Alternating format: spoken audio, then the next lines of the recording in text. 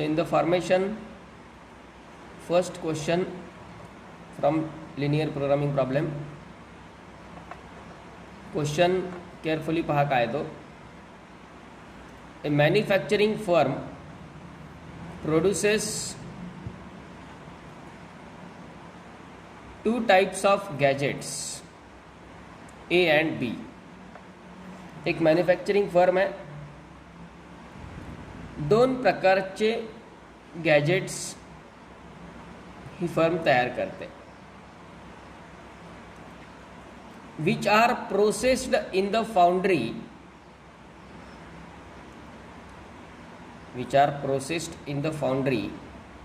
and then sent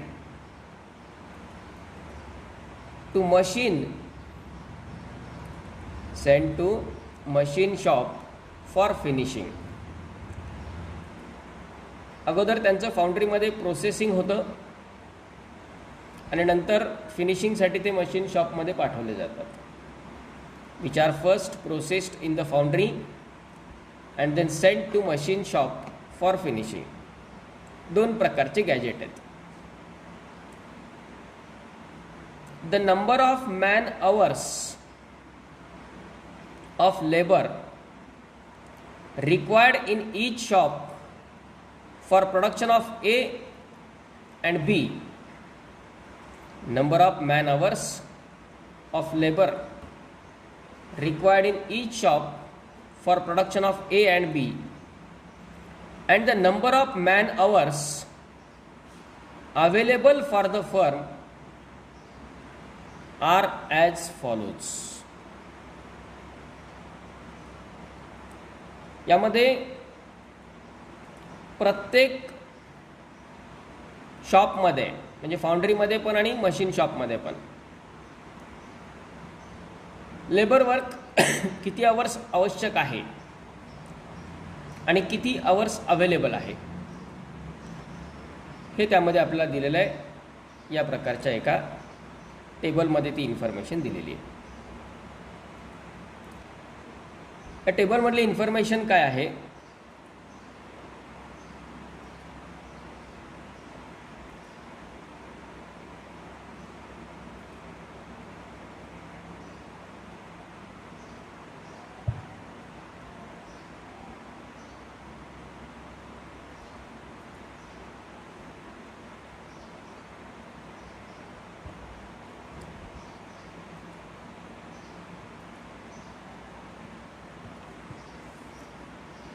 यामध्ये first दिलेत gadgets A B,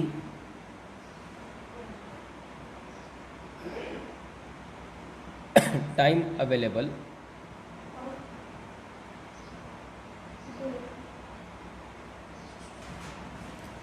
gadgets दिलेले दोन ए आणि बी, टाइम अवेलेबल. आता फाउंड्री अँड मशीन शॉप दोन ठिकाणी त्याच्यावरती वर्किंग केलं जाणार आहे. नंबर ऑफ आवर्स दिलेले आहेत 10, 5, 6, 4, 60, 35.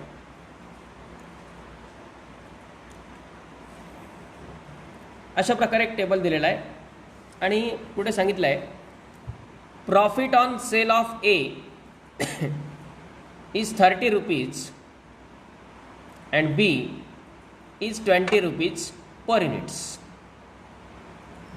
ए या गॅजेटच्या सेलिंगवरती 30 रुपीज एवढं प्रॉफिट मिळत आहे.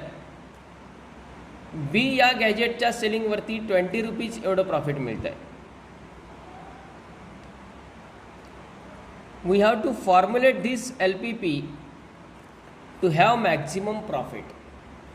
मॅक्झिमम प्रॉफिट मिळवण्यासाठी या लिनियर प्रोग्रामिंग प्रॉब्लेमचं आपल्याला मॅथमॅटिकल फॉर्म्युलेशन द्यायचं आहे. ओके, आता सिच्युएशन काय काय आहे लक्षात घ्या. आधी मॅन्युफॅक्चरिंग फर्म आहे,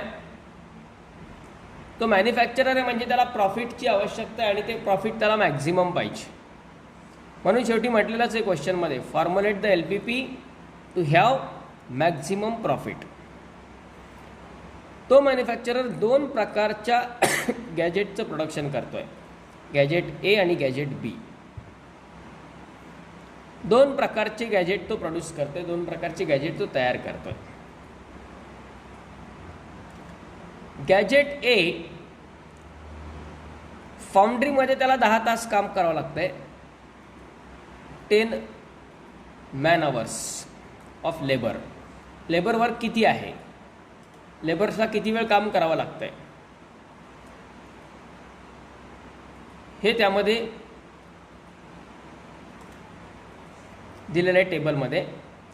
गॅजेट एला 10 तास फाउंड्रीमध्ये काम आहे, 5 तास मशीन शॉपमध्ये काम आहे फिनिशिंगचं. गॅजेट बीला 6 तास फाउंड्रीमध्ये काम आहे, 4 तास मशीन शॉपमध्ये काम आहे. आता अवेलेबिलिटी दिलेली आहे, फाउंड्रीमध्ये 60 तास टाइम अवेलेबल आहे. फाउंड्रीमध्ये अवेलेबल टाइम किती आहे, 60 आवर्स. आणि मशीन शॉपमध्ये टाइम अवेलेबल आहे 35 आवर्स. ही सगळी गिव्हन इन्फॉर्मेशन आहे टेबलमधली. प्रॉडक्ट ए याचं प्रॉफिट आहे 30 रुपीज, प्रॉडक्ट बी याचं प्रॉफिट आहे 20 rupees. Okay, now will see how to formulate this.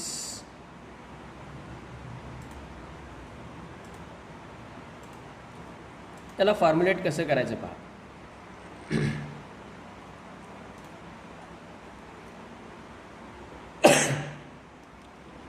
First of all तो दोन प्रकारचे गॅजेट तयार करतोय, गॅजेट ए आणि गॅजेट बी. इनिशियली आपल्याला गॅजेट ए याचे तो किती युनिट तयार करणार आणि गॅजेट बीचे किती युनिट तयार करणार हे ॲक्च्युली फाइंड करायचं असतं लिनियर प्रोग्रामिंग प्रॉब्लेमनी, ग्राफिकल सोल्युशननी. तो गॅजेट एचे किती युनिट तयार करणार आणि गॅजेट बीचे किती युनिट तयार करणार हे आपल्याला फाइंड करायचं असतं. मग आपण गॅजेट एची संख्या x गृहीत धरू आणि गॅजेट बीची संख्या y गृहीत धरू. म्हणजे यात let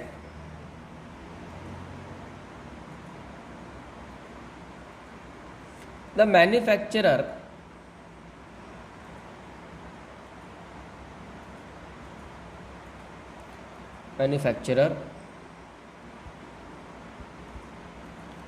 produces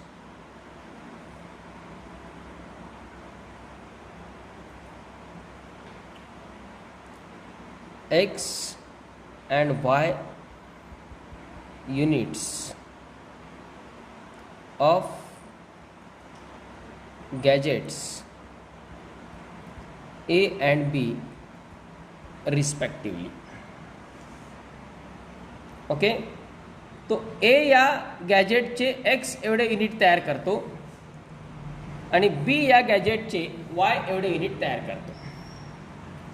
आता बऱ्याच क्वेश्चनमध्ये आपला टेबल ऑलरेडी दिलेला असतो, काही क्वेश्चनमध्ये टेबलऐवजी इन्फॉर्मेशन वर्ड फॉर्ममध्ये दिलेली असते. व्हॉट एव्हर टेबल दिलेला असेल किंवा नसेल, कुठल्याही फॉर्ममध्ये असेल, आपण एक फिक्स फॉर्मॅट या ठिकाणी टेबलचा तयार करणार आहेत. कुठलाही क्वेश्चन त्या टेबलमध्ये बसला की प्रॉब्लेम सॉल्व, अशा प्रकारे. म्हणजे आपण जो टेबल तयार करणार आहेत तो कशा प्रकारचा असेल पहा. त्याचा फर्स्ट कॉलम घ्यायचा, तो म्हणजे प्रॉडक्टचा. आता तर प्रॉडक्ट म्हणजे गॅजेट आहेत. ओके, प्रॉडक्ट्स म्हणजे इथे गॅजेट आहेत, ठीक आहे, आपण गॅजेट म्हणू.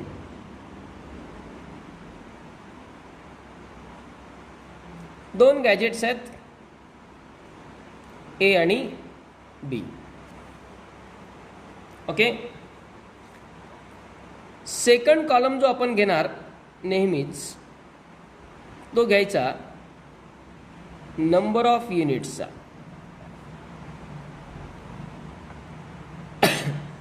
म्हणजे आपण गॅजेट ए चे किती युनिट कन्सिडर केलेले आहेत, एक्स, आणि गॅजेट बी चे किती युनिट तयार करणार तो वाय, हे आपण कन्सिडर केलेलं आहे.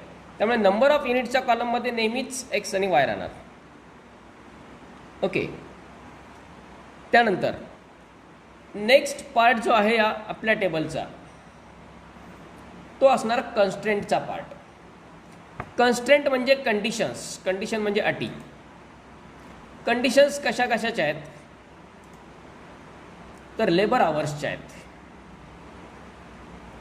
टाईम अवेलेबिलिटीच्या कंडिशन्स आहेत, किती वेळ अवेलेबल आहे. मॅन्युफॅक्चररला वाटतंय भरपूर प्रमाणात आपण प्रॉफिट मिळवावं, पण त्याचे लेबर किती वेळ काम करतात ते महत्त्वाचं आहे, आणि प्रत्येक प्रकारच्या प्रत्येक युनिटला किती वेळ लागतोय तेही महत्त्वाचं आहे, आणि टाईम अवेलेबल किती आहे तेही इम्पॉर्टंट आहे. मग इथे कंडिशन ज्या आहेत त्या टाईमच्या आहेत, म्हणून आपण लिहिणार टाईम रिक्वायर्ड इन आवर्स. याच्यामध्ये दोन कॉलम, दोन प्लेसेस आहेत, एक म्हणजे फाउंड्री आणि दुसरं म्हणजे मशीन शॉप.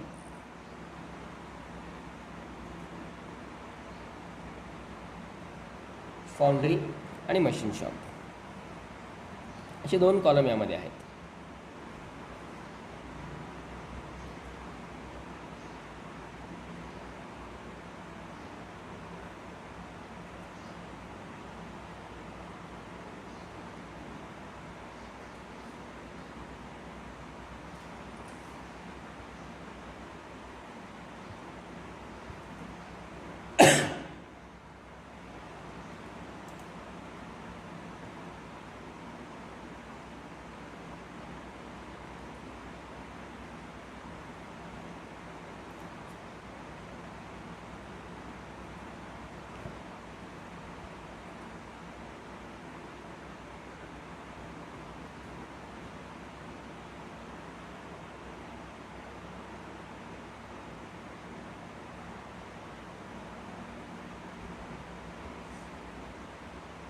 ओके. आणि शेवटचा जो कॉलम असणार आहे आपला तो कॉलम असेल तो प्रॉफिटचा.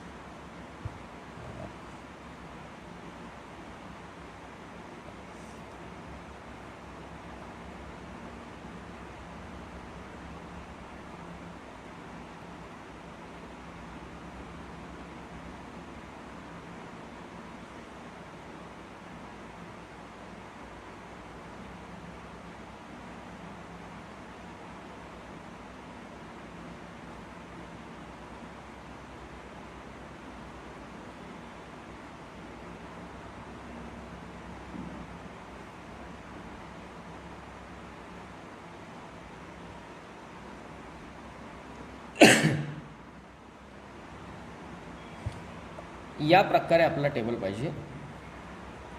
इथे आहे profit in rupees per unit, आणि इथे असणार ती मॅक्सिमम अवेलेबिलिटी आता इथे टाईम आहे म्हणून टाईमची, काही वेळा रॉ मटेरियल असणार त्या रॉ मटेरियलची, या प्रकारे या व्हॅल्यूज आपला आता टेबलमध्ये विचारात घ्यायच्या आहेत. आता हा टेबल लक्षात घ्या पूर्ण. पहिला कॉलम म्हणजे गॅजेट. एक्झाम्पलनुसार तिथं प्रॉडक्ट असतील. मुख्य स्ट्रक्चर टेबलचं आपलं नेहमी असंच राहणार विथ मायनर चेंजेस. पहिला कॉलम गॅजेट म्हणजे इथं प्रॉडक्ट येणार. इथे 2 प्रॉडक्ट आहेत, ए आणि बी. प्रत्येक गॅजेटचे म्हणजे प्रत्येक प्रॉडक्टचे किती युनिट्स ते आपण पहिल्याच वाक्यात गृहीत धरणार एक्स आणि वाय. प्रॉडक्ट ए चे एक्स युनिट, प्रॉडक्ट बी चे वाय युनिट. ज्याच्या कंडिशन्स दिल्या आहेत त्या ह्या कॉलममध्ये येतील. इथं त्यांची मॅक्झिमम अवेलेबिलिटी आणि शेवटी प्रॉफिट. आता आपल्याला क्वेश्चनमधली दिलेली इन्फॉर्मेशन फक्त या टेबलमध्ये भरली की आपलं काम 90% संपून जातं. ती काय इन्फॉर्मेशन आहे? प्रॉडक्ट ए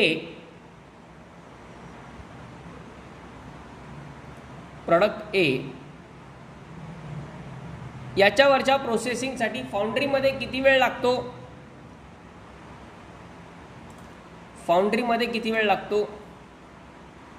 ते दिलेलं आहे आपल्या टेबलमध्ये. 10 hours. मशीन शॉपमध्ये किती वेळ लागतो? 5 hours. ते लिहून टाकूया आपण. प्रॉडक्ट ए साठी फाउंड्रीमध्ये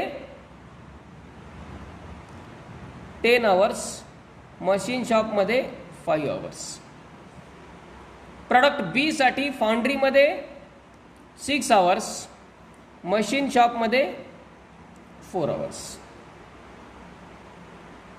ओके. त्यानंतर फाउंड्रीमध्ये टाइम अवेलेबल किती आहे? फाउंड्रीमध्ये मॅक्झिमम टाइम अवेलेबल किती आहे? 60 hours. आणि मशीन शॉपमध्ये 35 hours. या पण व्हॅल्यू लिहून टाकायच्या. 60 hours, 35 hours. ओके. त्यानंतर profit in rupees per unit question मध्येच दिलेला आहे. गॅजेट ए साठी गॅजेट ए चं 1 युनिट सेल केलं तर प्रॉफिट किती आहे? 30 रुपीज आहे. आणि गॅजेट बी च्या एका युनिटला किती प्रॉफिट आहे? 20 रुपीज. ओके. ही सगळी इन्फॉर्मेशन जी आहे क्वेश्चन मधली ती आपण टेबलमध्ये फिलअप केली. ऑलरेडी टेबल आपला दिलेलाच होता, तो थोडासा आपण मॉडिफाय केला. नाव आता फर्दर पार्ट लक्षात घ्या. कन्सेप्च्युअली पण जाऊ शकतो आपण, आणि एकदा कन्सेप्ट लक्षात बसली की सगळीकडे सेम ट्रॅक जातो. फर्स्ट म्हणजे प्रॉडक्ट ए च्या एका युनिटला फाउंड्रीमध्ये किती वेळ लागतोय? 10 hours. लक्षात घ्या. प्रॉडक्ट ए च्या एका युनिटला फाउंड्रीमध्ये 10 तास वेळ लागतोय. मग प्रॉडक्ट ए च्या एक्स युनिटला फाउंड्रीमध्ये किती वेळ लागेल?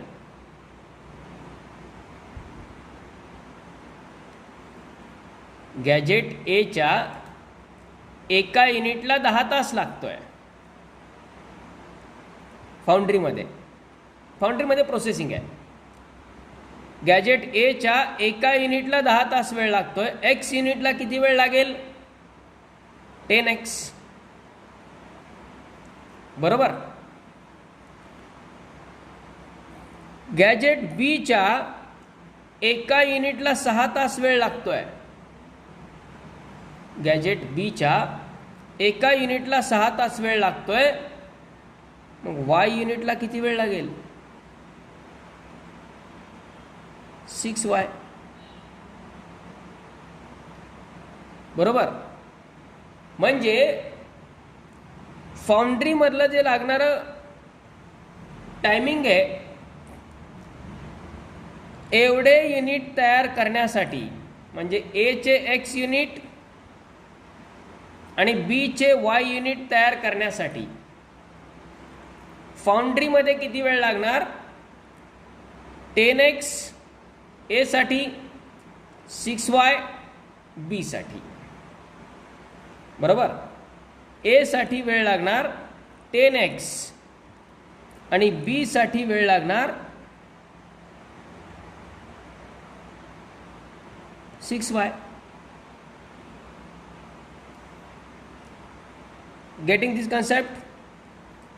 गॅजेट ए च्या एका युनिटला 10 तास वेळ लागतोय फाउंड्रीत, मग एक्स युनिटला 10x लागणार. गॅजेट बी च्या एका युनिटला 6 तास वेळ लागतोय फाउंड्रीमध्ये, मग वाय युनिटला 6y. म्हणजे थोडक्यात एवढा वेळ फाउंड्रीतच लागतोय. किती? 10x + 6y एवढा वेळ फाउंड्रीतच लागतोय. पण फाउंड्रीमध्ये मॅक्झिमम वेळ अवेलेबल किती आहे? 60 आवर्स. ते 60 पेक्षा जास्त वेळ काम करता येणार आहे का? 60 पेक्षा जास्त तास काम करता येणार नाहीये. म्हणजेच हा जो लागणारा एकूण वेळ आहे हा या 60 पेक्षा लेस किंवा इक्वल पाहिजे. 60 तासापेक्षा जास्त वेळ तर काम नाही करू शकत ते. म्हणजेच फाउंड्रीमध्ये लागणारा एकूण वेळ हा 60 किंवा त्यापेक्षा लेस पाहिजे. And this is constant for time in foundry. फाउंड्रीमध्ये लागणारा जो वेळ आहे त्याची ही कॉन्स्टंट तयार झाली. कशी तयार केली? 10x + 6y less than or equal to 60. 10x + 6y less than equal to 60. कारण का? गॅजेटला ए या गॅजेटच्या एका युनिटला 10 तास, एक्स युनिटला 10x तास. बी या गॅजेटच्या एका युनिटला 6 तास, वाय युनिटला 6y तास. म्हणजे लागणारा एकूण वेळ जो आहे तो 10x + 6y. पण हा लागणारा एकूण वेळ 60 तासांपेक्षा जास्त देता येणार नाही. बरोबर. 60 आवर्सपेक्षा जास्त देता येणार नाही. Okay. This is the constant for time in foundry. आता जेव्हा आपल्याला ग्राफिकली सॉल्व करायचं आहे तेव्हा याला आपण 2 ने डिवाइड करून सिम्प्लिफाय करू शकतो, काही प्रॉब्लेम नाही. म्हणजे 5x + 3y less than equal to 30 असं लिहिता येईल. इथे पण लिहिलं तरी चालतं आहे, काय अडचण नाही. ओके. वाटल्यास करू शकतो आपण तसं लगेच. 2 ने डिवाइड केलं थ्रू आउट तर 5x + 3y less than equal to 30. पण फक्त फॉर्म्युलेशन विचारलं तर आहे तसंच ठेवून द्यायचं, काही प्रॉब्लेम नाही. त्यानंतर कॉन्स्टंट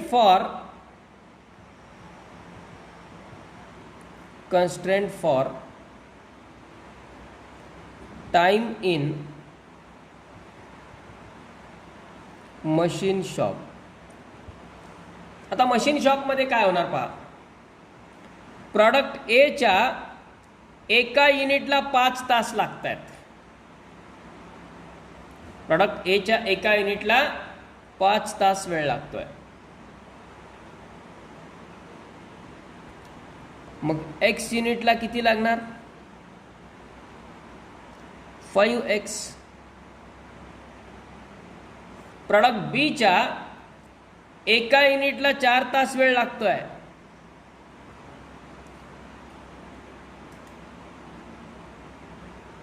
मग बी साठी एकूण वेळ किती लागेल? 4y. ए साठी 5x, बी साठी 4y. मशीन शॉपमध्ये वेळ लागतोय. म्हणजेच मशीन शॉपमध्ये एकूण किती वेळ काम होणार आहे? 5x प्लस 4y एवढे तास काम होणार आहे. पण हे नंबर ऑफ आवर्स याच्यापेक्षा जास्त असून चालेल का? एकूण वेळ एवढा लागणार आहे, एकूण एवढा वेळ काम चालणार आहे. 5x प्लस 4y एवढा वेळ काम चालणार आहे.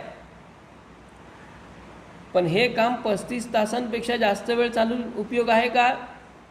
नाही, कारण मॅक्झिमम अवेलेबल एवढा आहे. म्हणजेच less than or equal to 35. This is constraint for time required in machine shop. दोन कन्स्ट्रेंट, दोन शॉपच्या. ओके. त्यानंतर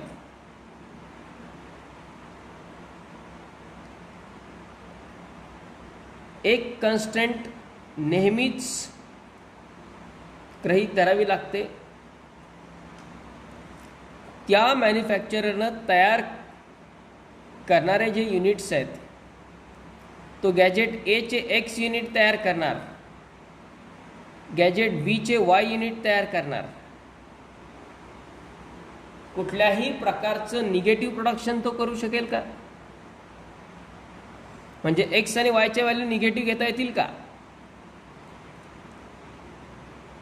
कारण तो मॅन्युफॅक्चरर एक तर झिरो प्रोडक्शन करू शकेल. एखाद्या वेळेस एखादं प्रोडक्ट तयारच नाही करायचं चालेल, पण निगेटिव्ह वस्तू तयार करेल का तो? नाही पॉसिबल. -10 वस्तू तयार केल्या असं होणारच नाही.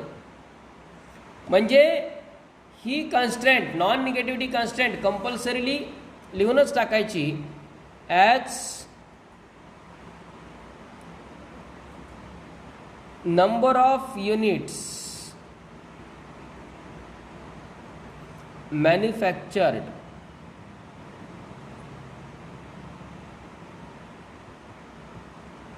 cannot be negative, and therefore x greater than equal to 0, y greater than equal to 0. ही एक कन्स्ट्रेंट मिळाली. ही झाली constraint for foundry, constraint for machine shop आणि ही नॉन निगेटिव्हिटी कन्स्ट्रेंट. आता राहिलं मुख्य ते ऑब्जेक्टिव्ह फंक्शन. ऑब्जेक्टिव्ह आहे प्रॉफिटचा. प्रॉडक्ट ए च्या, सगळं ह्या टेबलवरूनच आहे, प्रॉडक्ट ए च्या एका युनिटचं प्रॉफिट आहे 30 रुपीज. मग एक्स युनिटचं प्रॉफिट किती होणार? प्रॉडक्ट ए च्या एका युनिटचं प्रॉफिट जर 30 रुपीज आहे तर एक्स युनिटचं प्रॉफिट किती होणार? 30x. बरोबर. आणि प्रॉडक्ट बी च्या एका युनिटचं प्रॉफिट 20 रुपीज आहे, तर वाय युनिटचं प्रॉफिट किती होणार? 20y. म्हणजे एकूण प्रॉफिट किती झालं? 30x plus 20y. म्हणजे आपण इथे लिहिणार objective function for profit is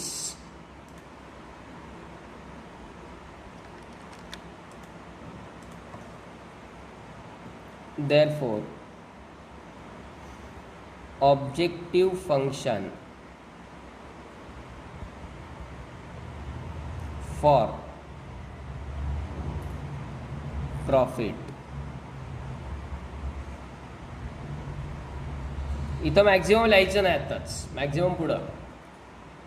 Z is equal to काय? ऑब्जेक्टिव्ह फंक्शन एचं प्रॉफिट 30x प्लस बीचं profit 20y. Z is equal to 30x plus 20y हे असेल प्रॉफिट चं ऑब्जेक्टिव्ह फंक्शन. आणि मग फायनल आन्सर देअरफॉर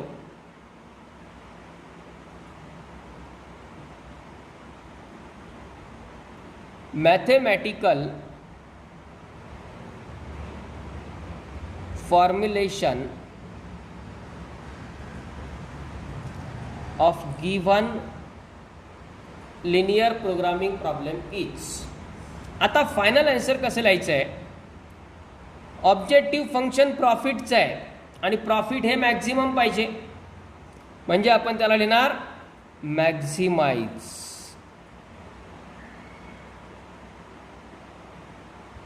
मॅक्झिमाइज काय ऑब्जेक्टिव्ह फंक्शन आहे? Z equal to 30x plus 20y. Subject to आता कन्स्ट्रेंट काय काय आहेत? पहिली कन्स्ट्रेंट फाउंड्रीची 10x plus 6y less than equal to 60 लिहा, किंवा 5x plus 3y less than equal to 30 लिहिता येईल. Second constraint 5x plus 4y less than equal to 35 आणि x greater than 0 y greater than 0 ही नॉन निगेटिव्हिटी कन्स्ट्रेंट. या प्रकारे असेल त्याचं मॅथेमॅटिकल फॉर्म्युलेशन. याला वेटेज 2च मार्कांचं आहे, कारण डिफिकल्टी लेवल याची काहीच नाही आहे. मेनली टेबलमध्ये सगळ्या व्हॅल्यू आल्या की इथेच सांगता येतं. पहा बघा, आता टेबल ऑब्झर्व करा. Maximise Z is equal to, कारण प्रॉफिट आहे त्यामुळे ते मॅक्झिमम पाहिजे. झेड इज इक्वल टू काय? 30x plus 20y. प्रत्येक एक्झाम्पलला असंच येणार ते ट्रॅक. Z is equal to 30x plus 20y. Subject to constraints. Constraint काय? 10x plus 6y less than equal to 60. 5x plus 4y less than equal to 35. x greater than 0 y greater than 0. Okay, हे झालं mathematical formulation. आता जर याला graphically solve केलं तुम्ही तर तुम्हाला काय मिळेल, काय कळेल? ग्राफिकली सॉल्व केल्यानंतर आपला झेडची मॅक्झिमम व्हॅल्यू मिळते आणि ती कुठल्या पॉईंटला येते हे पण कळतं. जर याला ग्राफिकली सॉल्व केलं तर त्या मॅन्युफॅक्चररला होणारं मॅक्झिमम प्रॉफिट किती असेल ते तुम्हाला शोधता येईल. आणि ते प्रॉफिट मॅक्झिमम होण्यासाठी त्याला ए या प्रकारचे किती गॅजेट बनवावे लागतील आणि बी या प्रकारचे किती गॅजेट बनवावे लागतील, म्हणजे एक्स आणि वायच्या किमती काय सांगत आहेत, काय दाखवत आहेत? गॅजेटची संख्या, प्रॉडक्टची संख्या. ए या टाईपचे किती गॅजेट बनवावे लागतील आणि बी या टाईपचे किती गॅजेट बनवावे लागतील हे कळणार याच्या ग्राफिकल सोल्युशनमधून. ओके, त्यामुळे इथे जरी फक्त फॉर्म्युलेशनचे क्वेश्चन असले तरी जेवढे काही आता हे फॉर्म्युलेट आपण करणार आहेत ते सगळे प्रॉब्लेम तुम्ही ग्राफिकली पण सॉल्व करायचेत. हे तुमचं डबल वर्क आहे. म्हणजे ग्राफिकलची पण प्रॅक्टिस होते. कारण काय व्हायचं की फॉर्म्युलेशनचा क्वेश्चन 2 मार्कांचं वेटेज, ग्राफिकल सोल्युशनचं क्वेश्चन 2 मार्कांचं वेटेज. काही वेळा एकत्रितपणे असंच 4 मार्कांना क्वेश्चन विचारतात. फॉर्म्युलेट पण करा आणि ग्राफिकली पण सॉल्व करा. आता रिवाइज पॅटर्नमध्ये त्याचं वेटेज रिड्यूस झाल्यामुळं ही शक्यता कमी आहे, परंतु तरीही ॲक्च्युअल स्ट्रक्चर याचं या प्रकारे पण पूर्वी होतं. Okay, write down this. In a cattle breeding farm, it is prescribed that the food ratio for one animal must contain 14, 22 and 1 units of nutrient A, B and C respectively. The two different kinds of fodder are available. Two different kinds of fodder are available. Each unit of these two contains following amounts. Each unit of these two contains following amounts of these three nutrients.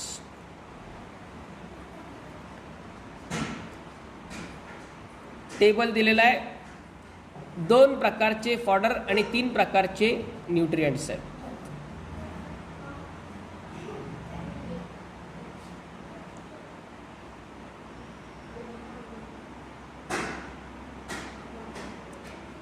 Nutrients A, B, C,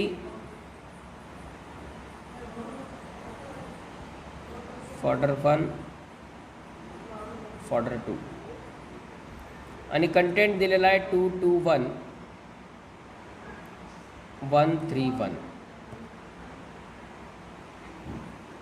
म्हणजे fodder 1 मध्ये nutrient ए आहे 2 units, बी आहे 2 units आणि C आहे 1 unit. Fodder 2 मध्ये nutrient ए आहे 1 unit, बी आहे 3 unit आणि सी आहे 1 unit.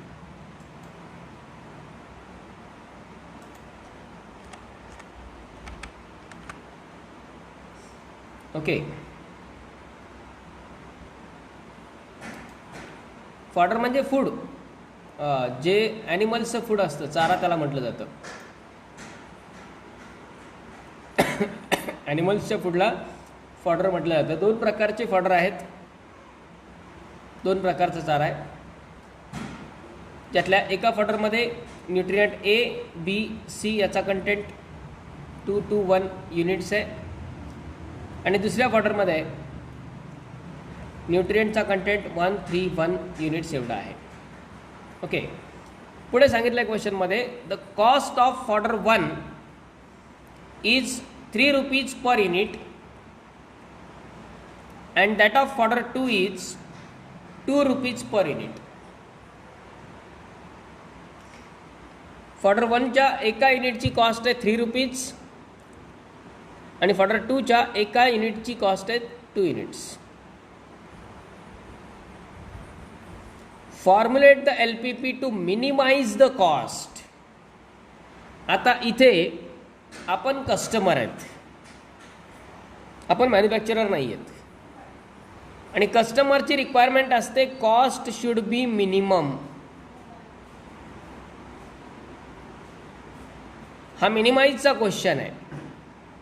Formulate the LPP to minimise the cost म्हटलं आहे.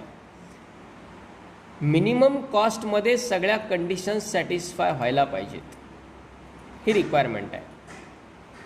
मिनिमम कॉस्टमध्ये सगळ्या कंडिशन्स सॅटिस्फाय व्हायला पाहिजेत.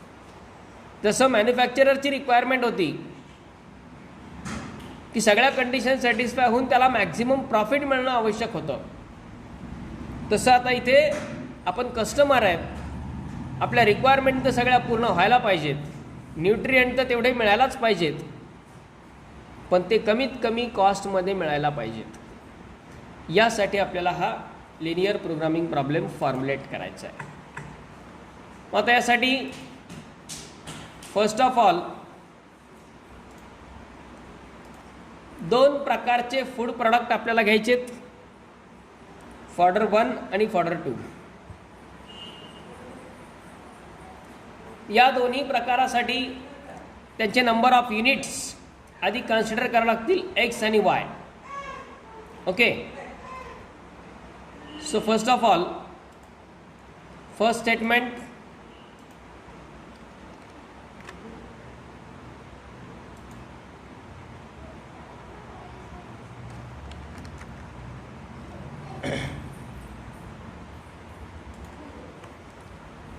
पहा आता फर्स्ट स्टेटमेंट काय होईल, late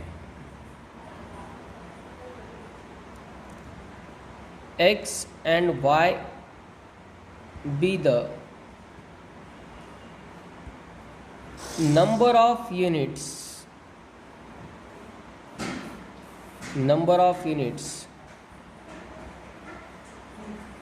of order 1 and 2 respectively.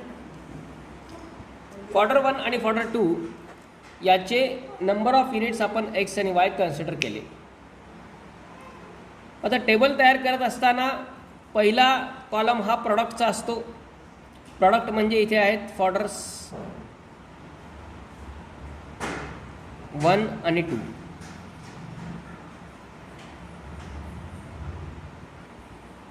त्याचे नंबर ऑफ युनिट्स एक्स आणि वाय आपण गृहीत धरले. कन्स्ट्रेंट्स आहेत त्या न्यूट्रियंटच्या, कंडिशन ज्या आहेत त्या कशाच्या आहेत, न्यूट्रियंट्सच्या आहेत. न्यूट्रियंट ए, बी, सी, 3 प्रकारचे न्यूट्रियंट. आणि cost in rupees per unit. Objective function आपल्याला कॉस्टचं पाहिजे. ओके, आता यासाठी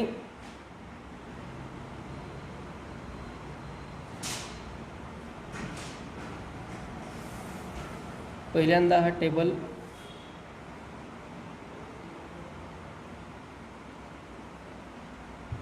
फॉर्म करायचा आहे.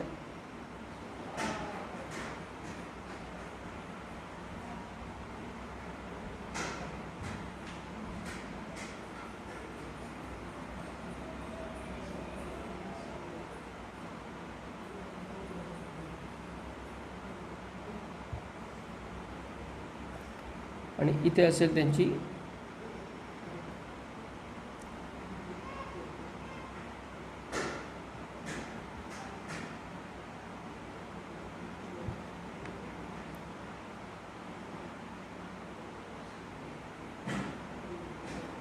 आता पहा सिच्युएशन काय आणि डिफरन्स काय प्रिव्हियस एक्झाम्पलमध्ये आणि याच्यामध्ये. फर्स्ट ऑफ ऑल फॉर्डर 1च्या एका युनिटसाठी न्यूट्रियंट ए, बी आणि सी किती लागत आहेत ते आपल्याला दिलेले आहेत. फॉर्डर 1मध्ये न्यूट्रियंट ए किती लागत आहे 2, बी 2, सी 1. हे तर आता उभं दिलं आहे, आपलं हे ॲडवं लिहायचं आहे.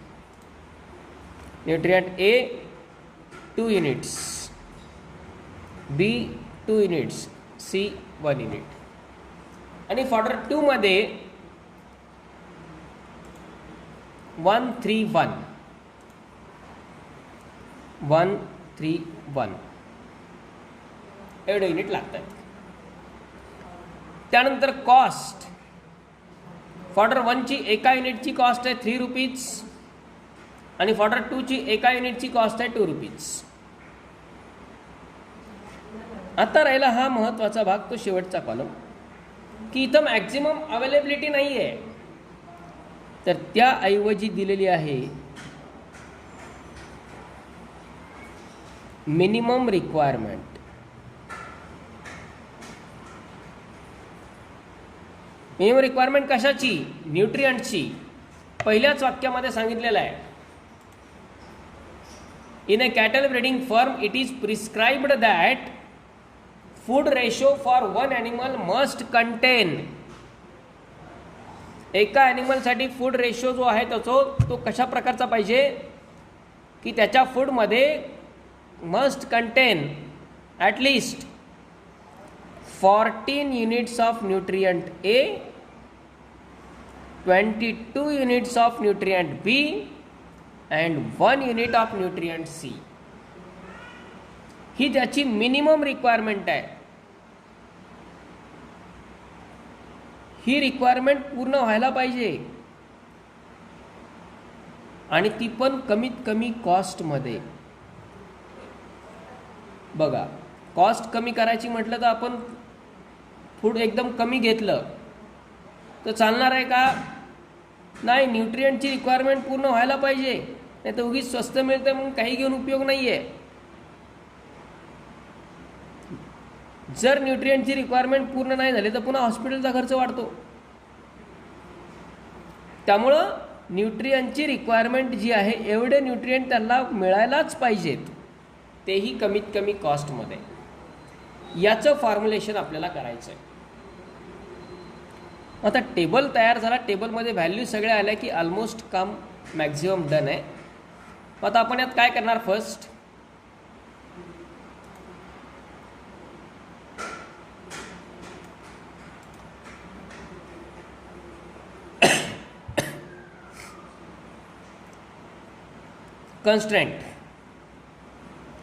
constraint for nutrient A.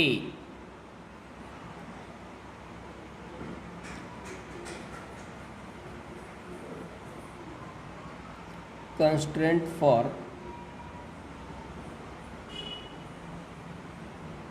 nutrient A. आता constraint कशी तयार होईल पहा. फॉर्डर 1च्या एका युनिटमध्ये न्यूट्रिएंट ए चे 2 युनिट आहेत. फॉर्डर 1च्या एका युनिटमध्ये न्यूट्रिएंट ए चे 2 युनिट आहेत. फॉर्डर 1च्या एक्स युनिटमध्ये न्यूट्रिएंट ए किती मिळेल? 2x. फॉर्डर 1च्या एक्स युनिटमध्ये ए हे न्यूट्रिएंट किती मिळेल? 2x. फॉर्डर 2च्या एका युनिटमध्ये न्यूट्रिएंट ए आहे 1 युनिट.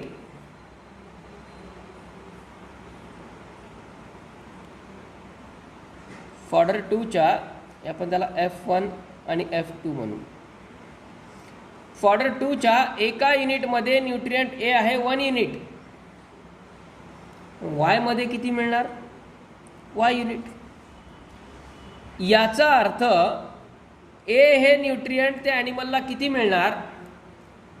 2x + y एवढं मिळणार. जर आपण फॉर्डर 1चे x युनिट घेतले आणि फॉर्डर 2चे y युनिट घेतले तर त्याला ए हे न्यूट्रिएंट किती मिळणार? 2x + y एवढे युनिट्स मिळणार.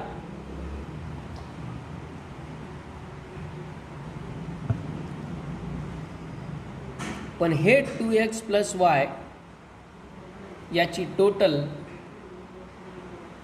14 पेक्षा कमी येऊन चालणार आहे का आता?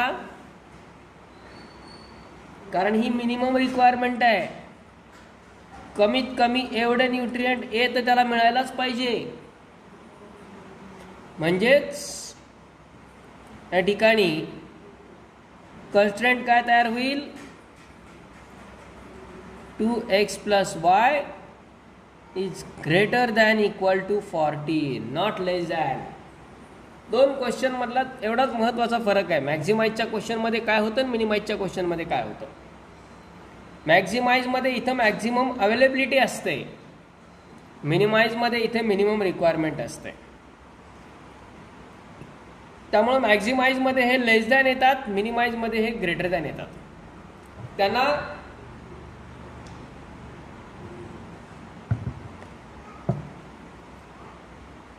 न्यूट्रिएंट ए याचे एकूण युनिट 14 मिळायलाच पाहिजेत. 14 पेक्षा कमी मिळून चालणारच नाही. म्हणून 2x + y greater than equal to 14 येईल. त्यानंतर constraint for nutrient B. Nutrient B ची कन्स्ट्रेंट काय होईल? 2x + 3y. कारण दोन्ही फूडमधून एकूण न्यूट्रिएंट बी किती मिळणार? 2x + 3y.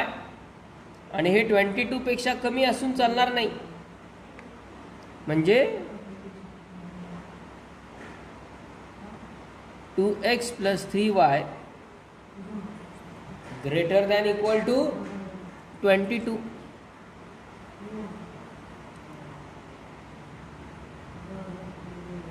and constraint for nutrient C काय होईल 1 into x plus 1 into y म्हणजेच x plus y greater than equal to 1. या झाल्या तिन्ही न्यूट्रिएंटच्या 3 constraint 3 condition. Number of units never negative. आपण खरेदी करताना निगेटिव्ह परचेसिंग तर नाही करणार कधी, आणि त्यामुळं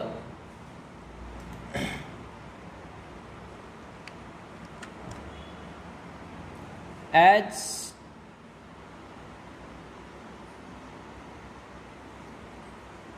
number of units purchased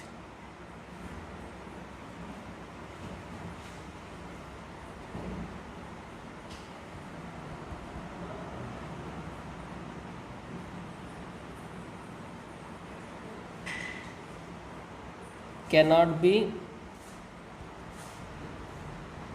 negative, therefore x greater than 0, y greater than 0.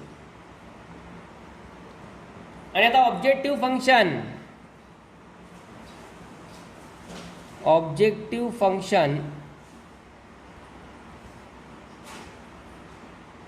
For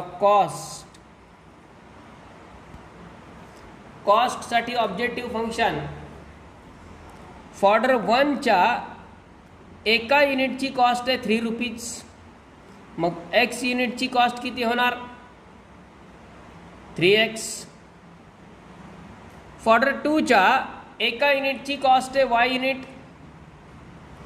मग 2 युनिटची किती होणार 2y. म्हणजे टोटल कॉस्ट काय झाली 3x plus 2y. Total cost काय झाली 3x प्लस 2y. म्हणजेच ऑब्जेक्टिव्ह फंक्शन काय येईल z इज इक्वल टू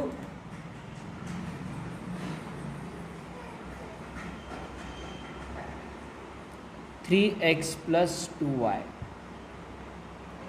आणि मग finally therefore mathematical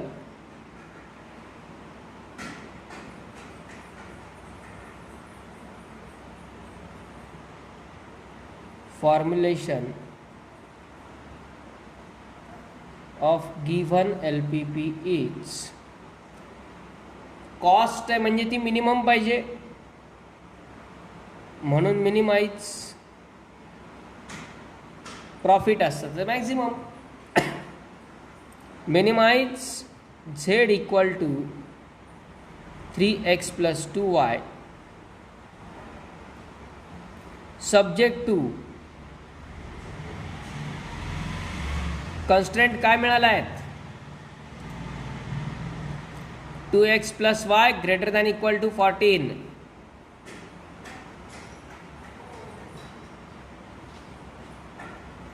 Then 2x plus 3y greater than equal to 22.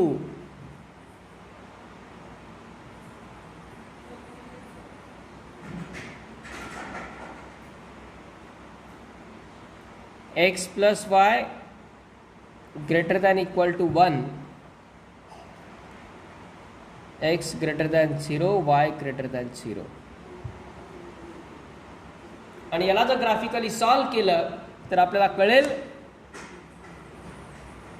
की कमीत कमी किती कॉस्ट लागेल आणि त्या कॉस्टसाठी